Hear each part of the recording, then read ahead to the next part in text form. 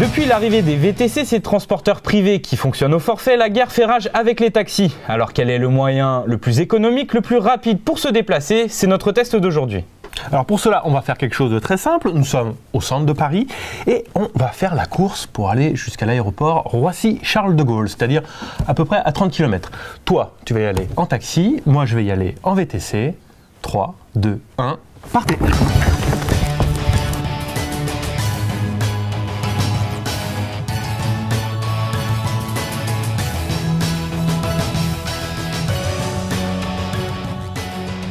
Nous, notre problème aujourd'hui, c'est les VTC.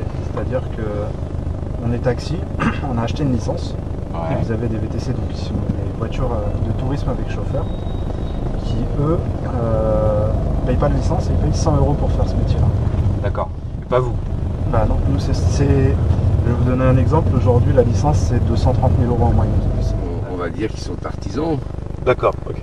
Donc c'est un petit peu leur bas de laine, on va dire, pour la retraite. Et le problème, c'est que le gouvernement a laissé faire au niveau des tarifs. Et aujourd'hui, avec les maisons comme nous qui se sont montées et d'autres, la plaque n'a plus de valeur. Alors c'est vrai que le VTC, il y a la course qui est quand même payée le prix d'avance, quoi. On n'a pas de mauvaise surprise, vous voyez ce que je veux dire?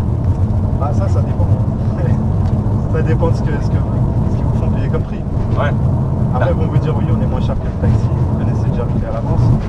Un taxi, quand ça roule, vous allez payer moins cher qu'un VTC. Et alors, on a vu donc le prix de la course avant de partir, nous.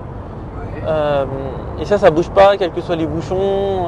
Quels que soient les bouchons, quel que soit tout ce que vous voulez, on reste une demi-heure ensemble, 2 heures. Normalement, les VTC, c'est pour le tourisme. Ouais. Vous, par exemple, vous êtes une clientèle d'affaires. Ouais. Ils n'ont pas le droit de travailler avec vous, puisque c'est le tourisme. Ouais. Non, vous savez, c'est comme dans tout business, quand vous avez le monopole pendant 1000 ans et que vous vous dites le roi du monde, et puis un jour vous avez un concurrent et là ça va moins bien. C'est ce qui se passe pour eux. Les gens font une généralité des taxis. Un taxi, c'est sale. Ouais. Un taxi, ça pue. Un taxi, Ouais, mais c'est là- mal poli. Ouais. Un taxi, ça crie sur les autres automobilistes. Ils n'ont pas toujours des voitures très, très propres, les Skoda, les machins. Les types ne sont pas toujours très aimables. Bon, il y a plein de choses après qui rentrent. Mais bon, Puis ils refusent des courses aussi. ils refusent des courses alors qu'ils n'ont pas le droit. Alors, il faut savoir une chose, à Roissy, vous montez dans un taxi. Si vous me dites je vais à Marseille, vous êtes obligé de vous emmener à Marseille. Ah bon? Ah, Il ne peut Roissy, pas refuser la course? on n'a pas le droit. Ah, c'est propre à Roissy. C'est propre à Roissy. D'accord, mais si par exemple, moi je suis, je sais pas, vous me prenez dans Paris, je vous dis on va à Marseille, vous avez le droit de Là, refuser? j'ai le droit de refuser. D'accord. On est auto-entrepreneur, c'est-à-dire qu'on loue la voiture au câble. D'accord. On loue la voiture sur des systèmes de quotas de courses. C'est-à-dire que plus vous faites de courses dans la semaine, moins vous payez la voiture. Je vous disais combien on paye de charges tout à l'heure, on paye 48% sur bénéfice. Ouais. Auto-entrepreneur, il n'y a pas de TVA. Et on paye 27% de charges. Vous savez, j'ai une femme, des enfants, et aujourd'hui, je n'ai rien. Heureusement que ma femme gagne sa vie. Ouais. Pour vous donner une idée, j'ai perdu 30% de chiffre d'affaires.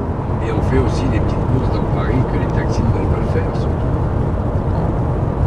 Là, avant vous, j'ai fait une course à 7,60 €. Un taxi, quand il vous dit ça, il dit non, j'ai fini ma journée, ou c'est pas ma route, ou c'est pas ça.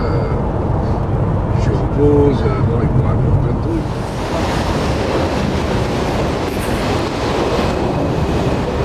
Ok, et ouais, j'ai gagné. Alors, on est parti exactement à 11 h pétante du centre de Paris. Exact. Je suis venu en taxi. Je suis venu en VTC. J'ai mis exactement 24 minutes pour arriver au terminal 2F de Roissy et j'ai payé 45,90 €. Quant à moi, j'ai mis 38 minutes et j'ai payé 48 €. Alors, ce sujet n'est pas forcément révélateur de tout ce qui se passe. C'est vraiment un cas particulier, mais ce qu'on a pu apprendre aujourd'hui, c'est les statuts différents, vraiment, et on en sait un petit peu plus sur la guerre qui existe désormais entre les VTC et les taxis. Alors, si aujourd'hui le taxi gagne, c'est sûr que si on fait le ratio du coût kilométrique, c'est à l'avantage du VTC. Ah bah oui, le VTC, lui, il a un avantage, c'est qu'il a un tarif fixe. Qu'il y ait des bouchons ou pas, tu paieras toujours le même prix. Après, le taxi a son avantage, c'est-à-dire qu'il peut emprunter les voies de bus. Alors, au final, qu'est-ce qu'on retient de cette expérience?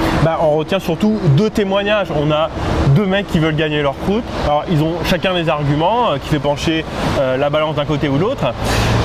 Ceux qui ont la lourde tâche de trancher, c'est le gouvernement et c'est les prochaines lois. D'accord. Bon, alors comment on rentre maintenant? Allez, le RER. Allez, c'est parti.